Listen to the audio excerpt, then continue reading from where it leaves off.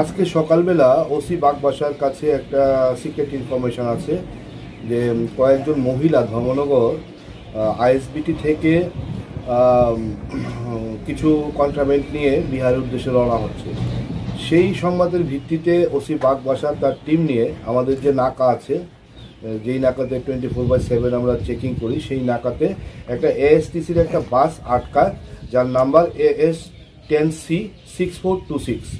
এই গাড়ি থেকে 5 জন সন্দেহজনক ব্যক্তি, 1 জন পুরুষ লোক এবং 4 জন মহিলাকে ডিটেইন করে এবং তাদেরকে থানাতে আনা হয় এবং তাদের বডি সার্চ করে by using the service of women constable তাদের পজিশন থেকে প্রত্যেকের কাছ থেকে মোট 20 কেজি গাঁজা আমরা উদ্ধার করি এবং এই 20 কেজি গাঁজা উদ্ধারের ভিত্তিতে আমরা একটা নির্দিষ্ট ধারায় NDPS মামলা নিচ্ছি এবং মাননীয় আদালতে আমরা আজকেই প্রেরণ করব।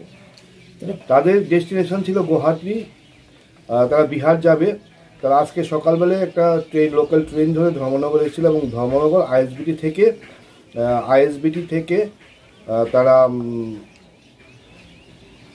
শিলচর হয়ে গুয়াহাটি যাওয়ার তাদের প্ল্যান ছিল। কালোবাজারি মূল্য প্রায় 4 লক্ষ টাকা হবে।